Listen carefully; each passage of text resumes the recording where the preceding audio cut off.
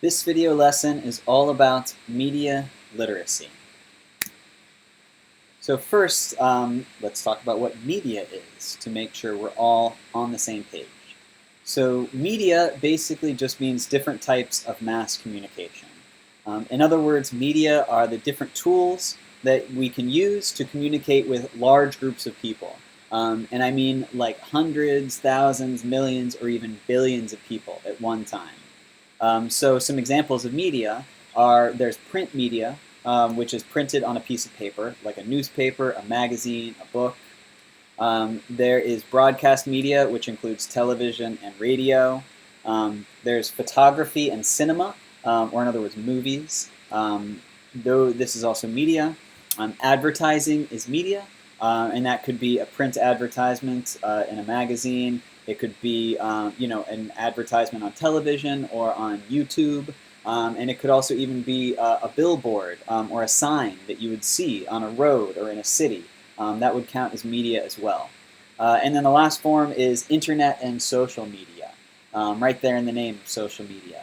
And the interesting difference, with social media particularly, is that now any individual has the power to kind of create a media message and to put it out there into the world for hundreds, thousands, millions, or billions of people to see. So when we talk about any form of mass communication, any way to communicate a message to large groups of people, we're talking about media. Literacy. What is literacy? The other half of media literacy. So literacy basically means the ability to read and write. So usually if we're asking, is someone literate? Does someone have literacy? We're asking, can they read? And so you put them together and you get media literacy. So what we're talking about specifically when we're talking about media literacy, a definition from our reading is the ability to access, analyze, evaluate, and create media in a variety of forms. So we got a list there of different verbs, different things that we should be able to do once we have media literacy. So let's go through point by point. So to access media in a variety of forms, that means that you can actually find the media that you're looking for, and that once you find it, you have the ability to read, watch, or listen to that media. Some media is very easy to find. For example, it's not hard to find a billboard, a large sign with an advertisement that's in the middle of the city that you live in. In fact, it's hard to avoid it. But other types of media could be harder to find. For example, there are many different types of news organizations. And some of them are large, like the New York Times or like the BBC. And it's very easy to find, stories from them. But others are much smaller. And especially smaller independent type, news sources might be much harder to find. And sometimes, even if you can find them, you may or may not have access to actually consume that media. The New York Times, again, I'll go back to them. It's a good example. It's easy to find an article from the New York Times on the internet. However, they don't always offer those articles for free. So oftentimes you have to pay for them. So that's a question of access. Do you, are you able to pay to see that New York Times article? Are you willing to pay for it? Is another question.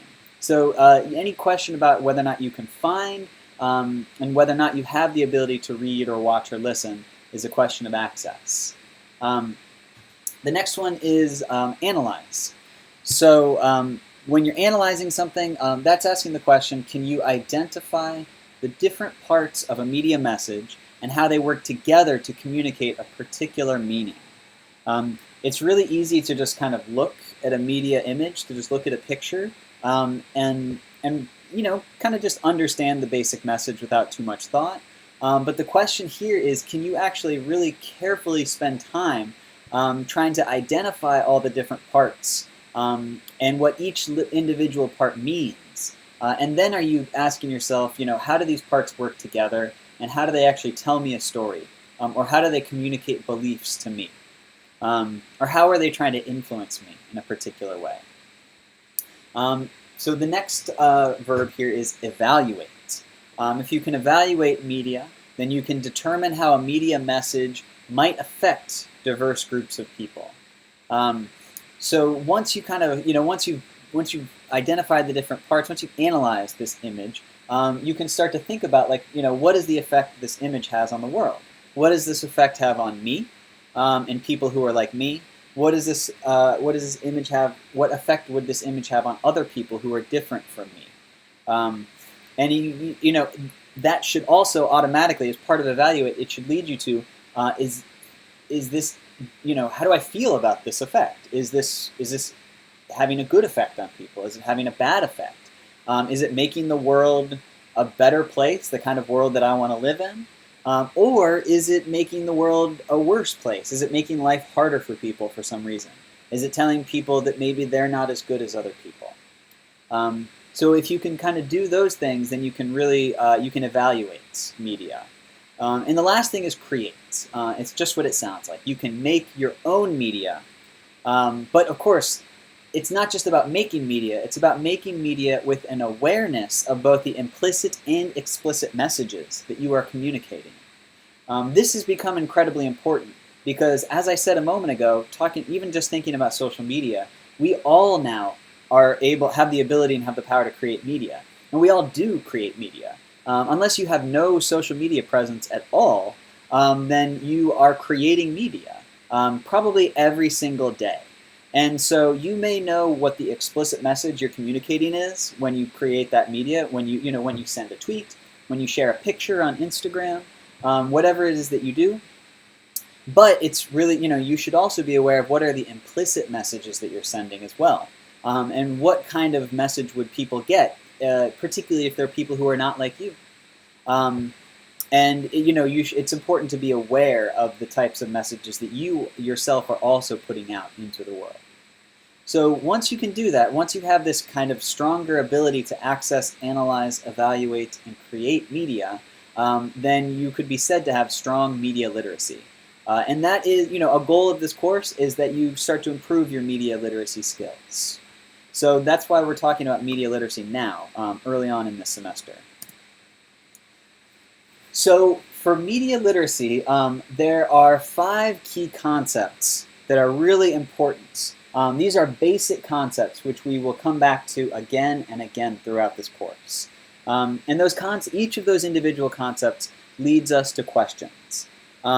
So our concepts, as you can see on the left, all media, and in just a moment, so I'll go through these quickly now, and actually we will go through in more detail, point by point. But the 5 concepts, number 1, all media messages are constructed. Concept number 2, media messages are constructed using a creative language with its own rules. Concept 3, different people experience the same media messages differently. Concept 4, media have embedded values and points of view. Concept 5, most media are organized to gain profit and or power. And those lead us to 5 questions. Question 1, who created this message? Question 2, what creative techniques are used to attract my attention? Question 3, how might different people understand this message differently from me? Question 4, whose lifestyles, values, and perspectives are included in this message? Whose are excluded? Question 5, why is this message being sent? These are our 5 concepts and our 5 questions, and actually, each concept and question are very closely related. For example, question number 5, most media are organized to gain profit and or power. And so that leads us to the question, why is this being sent? Is it being sent so somebody can gain profit? Is it being sent so that somebody can gain power? Those are kind of 2 of the principal purposes. So you'll see that each concept and question are actually connected and closely related. And now I want to get into these 5 concepts and questions in more detail. And to do that, we're actually going to use an example of a media image, and we'll kind of analyze that image using these 5 concepts and questions And that'll help us, I think, understand the concepts and questions a little bit more clearly. So here is the media image that I have chosen that we will use to help us understand the 5 concepts and questions. And this image right here it's an advertisement that I believe appeared originally in a magazine. So it was a print advertisement. So we're going to come back to this image and we're going to actually look at it again and again, and we're going to use it to answer the 5 questions. So concept and question 1. So remember, like I said, these two, the concepts and the questions are tied together. So concept 1 is that all media messages are constructed. What do we mean by constructed? We're going to talk about constructed a lot in this class. Things are socially constructed. This is constructed. That's constructed. So constructed just basically means it's created by people and cultures. And that sounds obvious, that things are constructed. Think about like a house. We say a house or a building is constructed. It's built by people. It's built by people for the purposes that people have, that people want. But really what's important to think about that is media messages are not like natural and normal. They're not just something natural and obvious. They are things that are created by people in specific ways for specific reasons. And so what that means is that media is not just something that we should accept without question and accept as obvious. Media is something that we definitely should question and that we should analyze and we should spend time thinking about. So that concept, all media messages are constructed, that leads us to the first question, which is just who? Who created this message? And usually this answer should hopefully be, this should be one of the simpler questions. It could be a person or people, could be the answer to this. A specific person who created this, or a specific group of people. Oftentimes it's a company that created a specific message. It could also be an organization of some kind. And a government. Government often also creates media. So that's our first question. And so let's look at our example. So our example media image here. So right down here in the corner, they're telling us that the company Dolce & Gabbana created this image. Dolce & Gabbana is a company that creates like clothes. It's like a fashion company. So that's what this is. So that's the company that created this. But then one more group of people have created this also. Dolce & Gabbana probably worked with like an advertising company to create this advertisement. And so at that advertising company, there would be, there are photographers, there are like artists, there are lighting artists, there are makeup artists, there are, creative people. So this advertising company also helped to create this image. And it's really important to think about it that way. Not just that it's a company that created this, but also, not just the company meaning Dolce & Gabbana, the fashion company that wanted this advertising, but that there's a second entire company whose job it is to create advertisements and knows how to create advertisements. It's important to remember that group, the advertising company, because that leads us into our next concept and our next question. So concept in question 2. So concept 2 is that media messages are constructed using a creative language with its own rules. So, we're familiar with the idea of language because, this is a language class. Language is something that we use to communicate messages, and languages have like these consistent and predictable rules. We know if somebody, is speaking English correctly, and we often know when they are breaking the rules. And those rules help us understand the message of a language. So if you're looking at a media image, every part of that media image is chosen to communicate a message. So remember that the image, the media is constructed. So the people who created it, every detail of that image has been chosen carefully and thought about to communicate a message. And the connection between images and the meaning is very consistent and very predictable. If you start to, as we look at media and as we study it and as we analyze it, we will see again and again and again the same kind of images are used to communicate the same kinds of meaning. And it has kind of become a language of its own. And the last thing I'll say about language is people understand languages kind of automatically. Um, when you become really fluent in a language, especially like if you are a native speaker of a language, you understand that language automatically without even having to think about it. And so it's the same thing with media. The different messages that are coming through media because of the different images, we understand them automatically, and we don't have to think about it to understand them. We understand them without any thought at all. So that's important to remember, that media messages are constructed using a creative language with its own rules. And so that leads us to the question, as we look at a media image, what creative techniques are used to attract my attention to this media? And so, one of the basic questions you could ask is, how does this image grab my attention? And the question I find really helpful is to think about, like, what story am I being told? Almost any, when you're watching a film or you're reading a book, like, it's obvious because there's a clear story.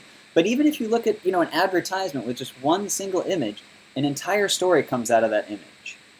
So let's look at our example again of an advertisement, this Dolce & Gabbana. So first we could ask ourselves, how is this image grabbing my attention?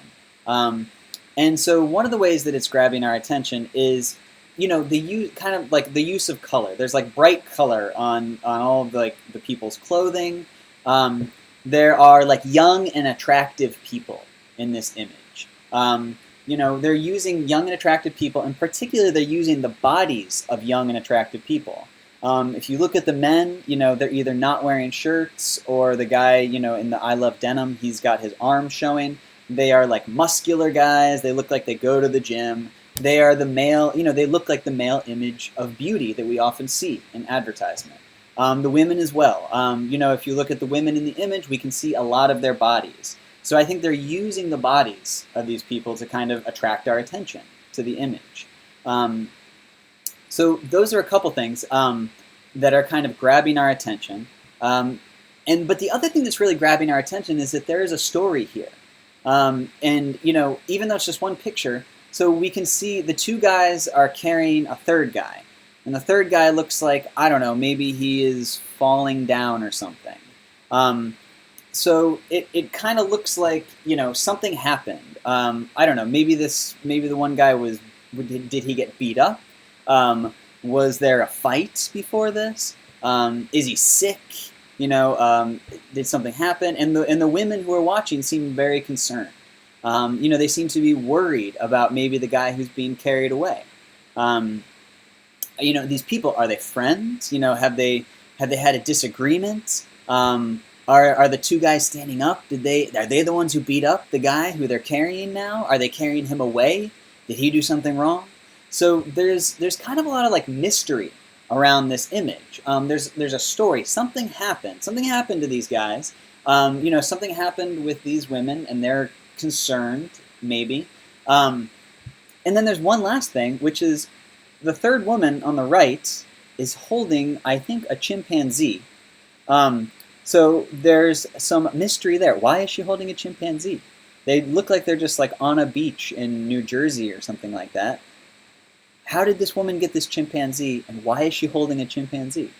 So this kind of story and all of this mystery is part of how they kind of it's part of how they pull us in, part of how they attract our attention.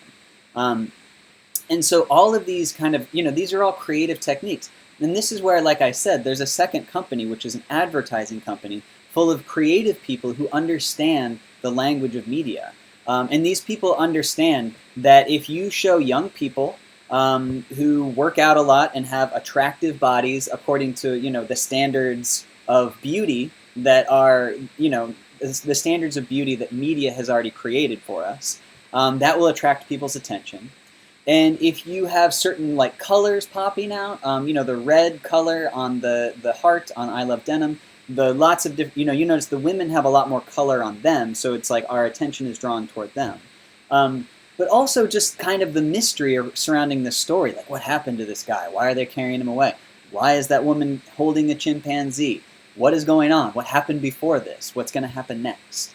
So all of these different parts have been really carefully chosen to draw our attention into this image and to get us to want to look at this image and to want to be attracted to this image.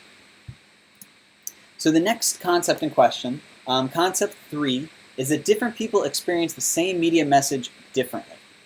And so this, again, identity is going to be a very important component in all this. So your identity, meaning, the different aspects of your identity, like your gender, your race, your class, your religion, your sexual orientation, your ability or disabilities, all of these things affect how we experience media.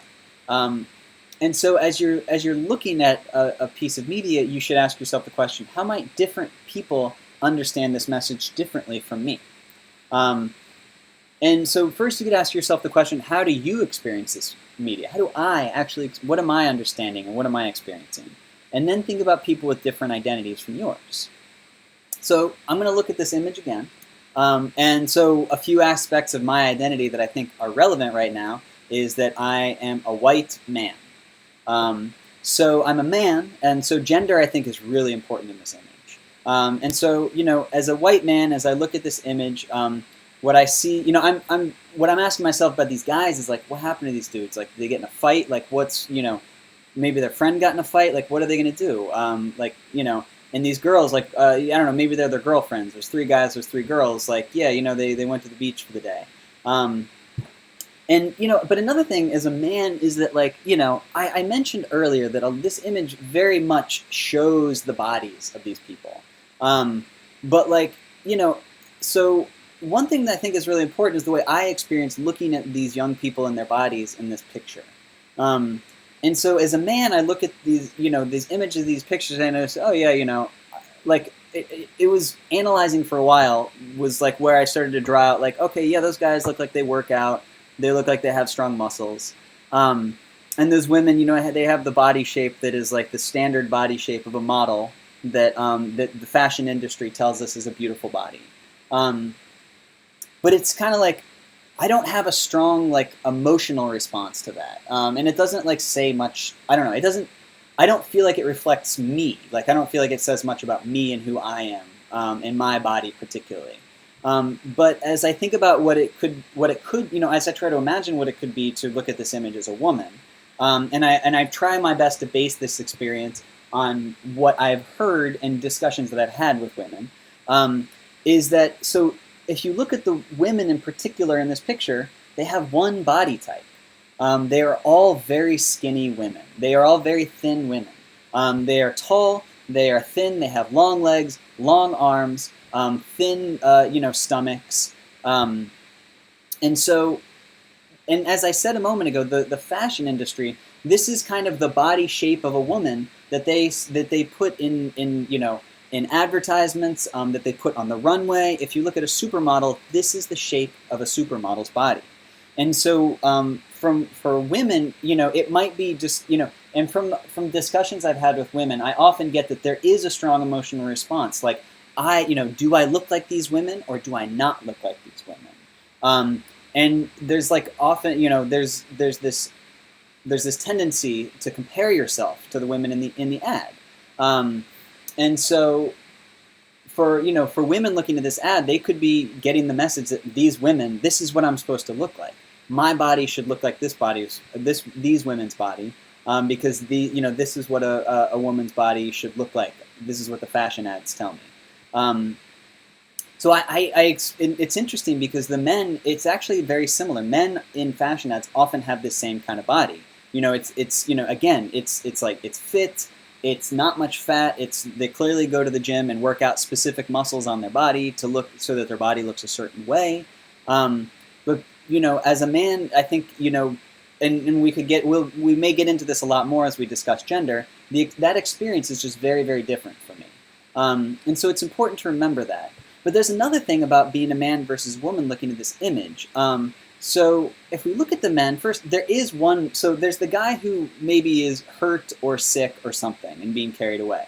But then the question, who's carrying him? When this guy is in trouble, who does something and who helps him?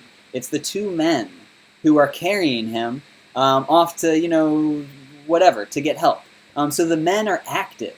The men are agents, we could say. They're doing something. They're powerful. They're empowered. The women in the ad are just standing there watching. They don't seem to be doing anything to help their friend, their boyfriend, whatever. So I think another message that I get from this image as a man is that men are powerful. Men are active. If there's a problem, men need to solve the problem.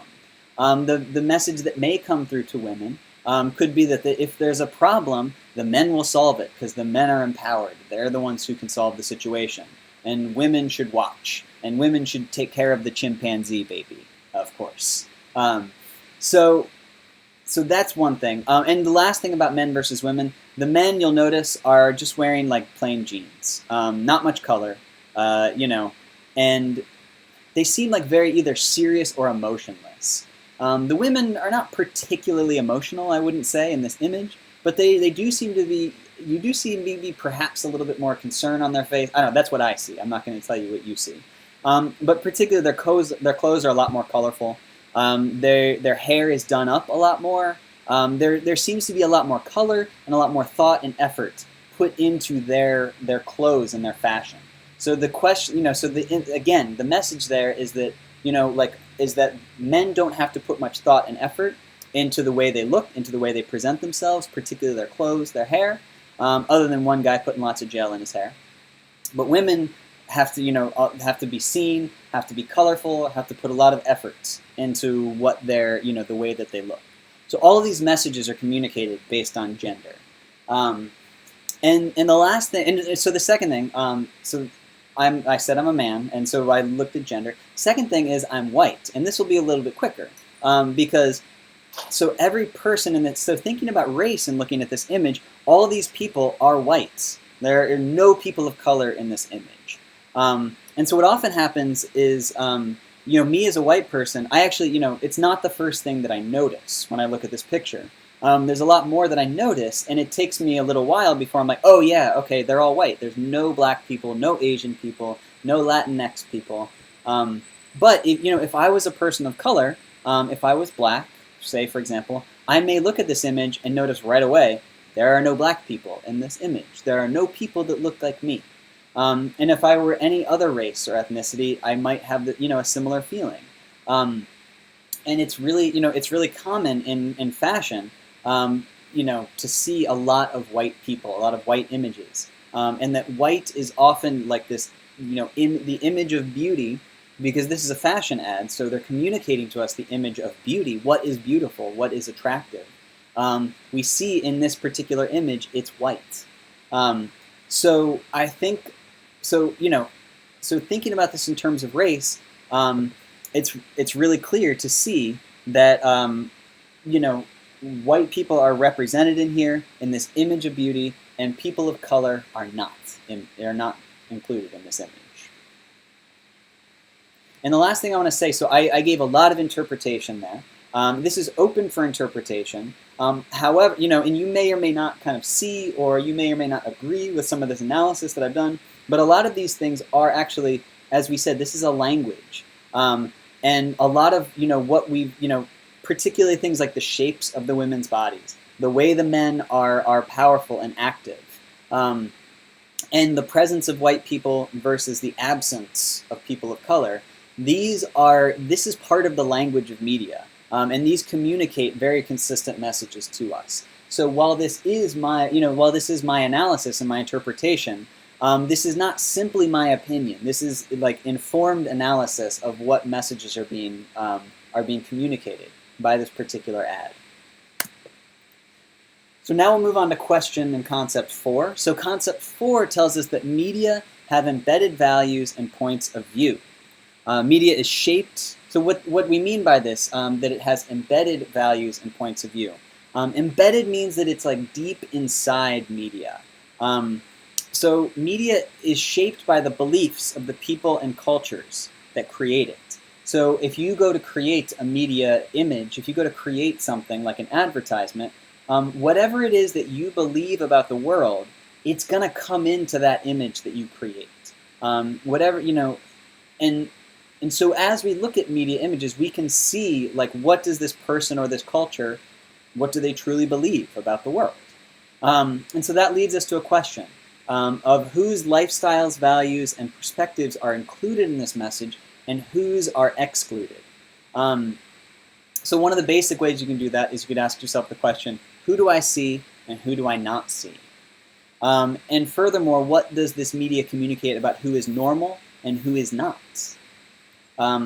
So looking now at this next image and thinking about, who. So I just mentioned a minute ago about race. Who do I see? I see white people. Who do I not see? I don't see people of color. I don't see black people. I don't see Asian people. I don't see Latino or Latina people. I don't see Native American people. Any other race or ethnicity. I only see white people. Another thing that I notice is I only see young people. I only see people who look like they're probably either like teenagers or like their early 20s. And so this is another thing, particularly in the fashion industry. So who do I see? Who do I not see? So that leads us to the question of who is normal? Who is the norm? And in the fashion industry, the norm, the people who are normal, are young people. It's if you're a model, your career is basically over by the time you're 30. It's very rare to see older models. I will acknowledge and I will say that more companies are becoming more aware of this, and more companies are actually making an effort to present people of a variety of ages and shapes and colors. However, a lot of traditional fashion advertising, we still see images like this, where young people, white people, and finally people like with money. I mean, it's actually hard for me to put my finger on it, what exactly it is in this image. But I get the sense that these people have money. Perhaps it's because, what are they doing? They're out on the beach during the middle of the day. Aside from the fact that I just happen to know that Dolce & Gabbana, I think, is expensive and costs a lot of money. So, if you're going to have money to buy these Dolce & Gabbana clothes. There's also this sense that, they're able to kind of spend an afternoon out on the beach. This is the kind of thing that, people with money probably do. So who do we see in this image? We see people who are young, who are white, and who probably, are upper middle class to high class, are earning more money. We don't see people of color. We don't see older people. And so, with fashion ads particularly, that the question then, what are they telling us? They're telling, fashion ads are telling us who is beautiful, who is attractive, who is desirable. And so this ad is telling us that people who are young, who are white, and who have more money, those are the people who are beautiful.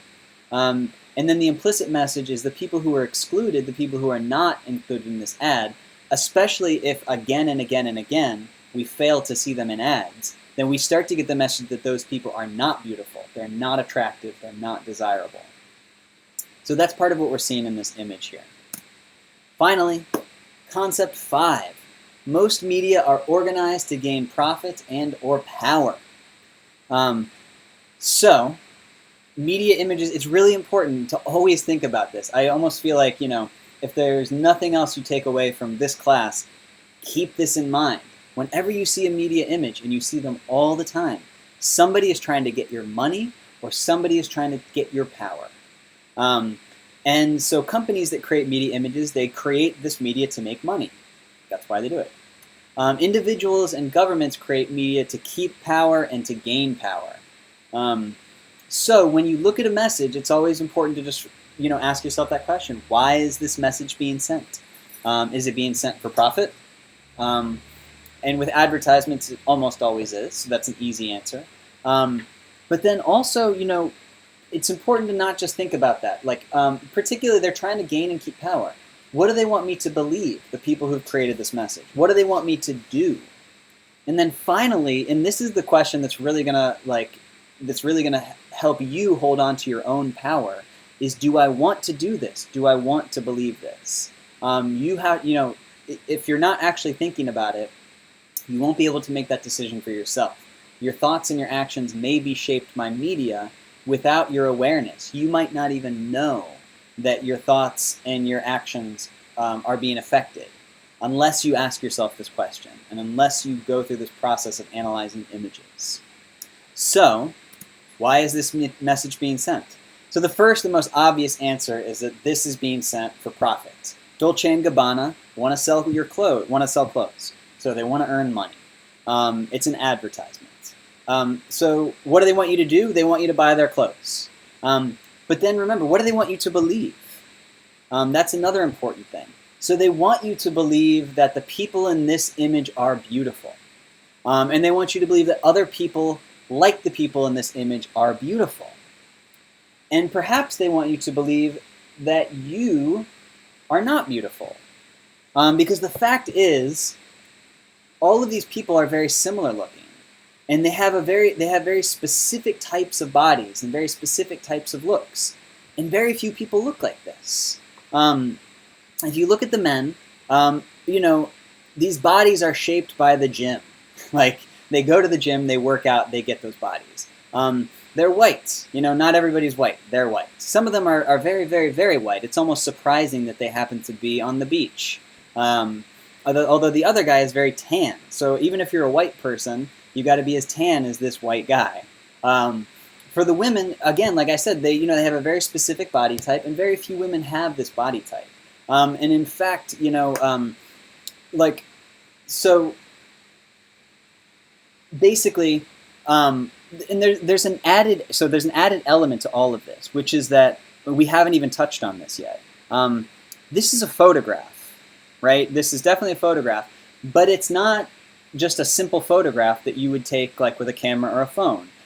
This photograph after they took the photograph, this photograph has been altered and changed in many ways, both before and after.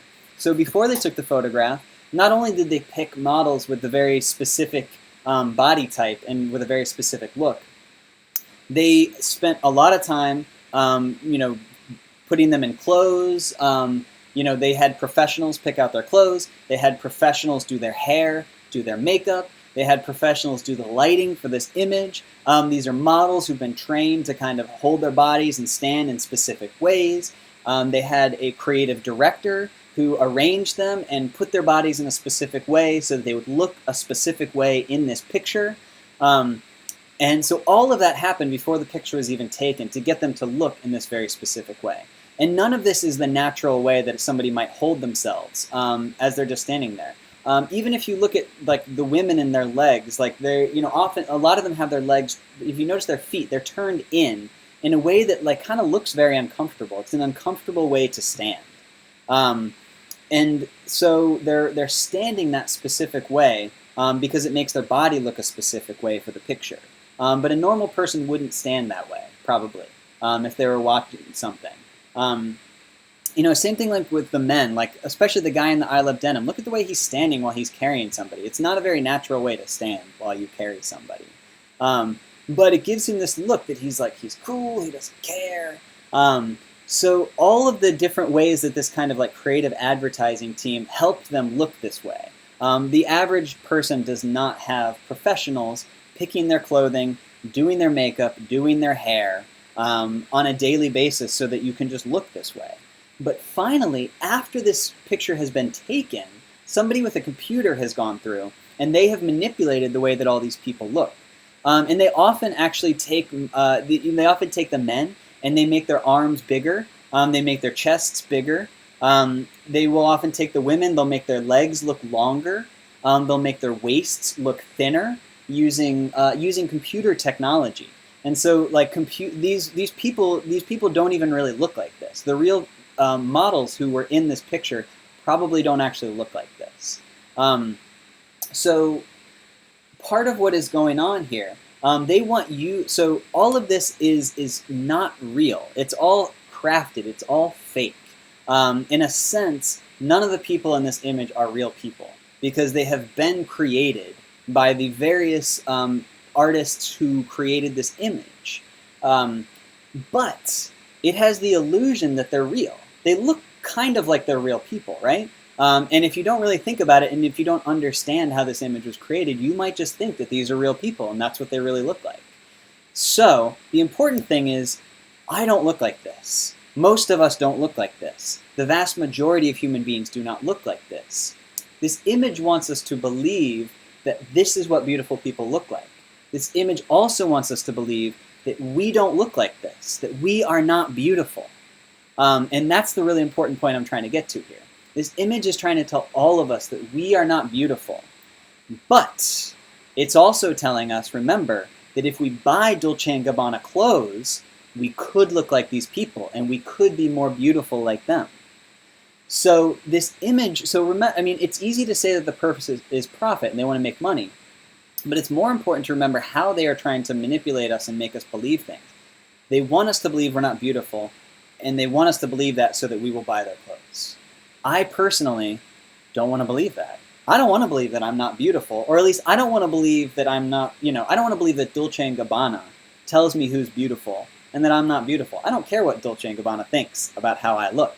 And I don't want them to manipulate me into thinking that I'm ugly or that I'm not worth anything unless I buy their clothing.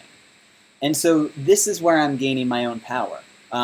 With this image, I'm not allowing this image to manipulate me and affect me and change me. And I'm doing that because I've spent this time analyzing and considering this image. And I hope you might come to the same conclusion, that Dolce & Gabbana doesn't get to tell you whether or not you're beautiful. And if you want to buy Dolce & Gabbana clothes, cool. I mean, your choice. And if you think that it'll, if it'll make you feel more beautiful and confident, cool. Like, no problem. I don't have an issue with that. But be aware that they are trying to send you this image that you are not beautiful, that you are less beautiful than the people in this image. And I want you to feel empowered to make your own decision about that and to not just be influenced and affected by Dolce & Gabbana. So these 5 concepts, these 5 questions, one thing that you'll notice keeps coming up throughout these questions and throughout this analysis of media is the idea of identity. So identity is going to be really important as we think about media. And the reason why is that your identity is who you are and how you see yourself.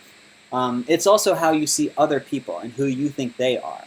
So our identity shapes the media that we create. And I mean that as individual people, but also as as cultures and societies. Who we think we are and who we believe we are, that affects the types of images that we create, the types of messages that we send out into the world.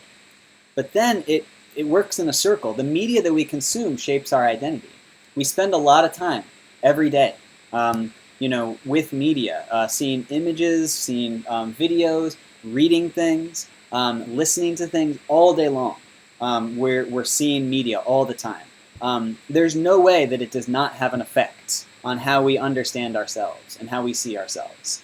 So it's really important to kind of keep this in mind with identity.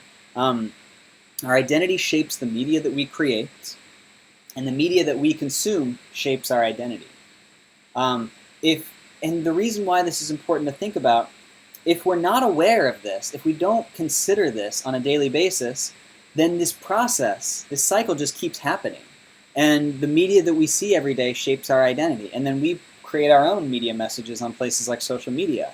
And that shapes other people's identity. And then as they, create, and as they create their messages, it comes back to us and it shapes our identity. And our identities may be shaped in a way that we don't like, that we don't want. So if we're not aware and if we're not thinking about it, that cycle will just happen and we have no power and no control over it. But if we become aware of it, and if we really practice and build our media literacy skills, then we can gain more power. We can have some control over the way that our identity is shaped by the media that we consume and that we see every day. And as we create our own media messages through social media or whatever, then we can be a lot more thoughtful in how we're sending, not just the messages that we're sending, but how we're creating those messages and how those messages might be affecting people with identities who are different from our And so the more, the more media literacy we have, the more we're going to be able to be the people that we want to be, and the more we're going to be able to live in the world that we want to live in. So that is what I think is really important. And that is why media literacy is going to be the fundamental focus of our course for this semester. So thank you for participating in this video lesson for right now. And I want to share with you some of the references that I used to create this lesson. And I encourage you to analyze, evaluate, and create.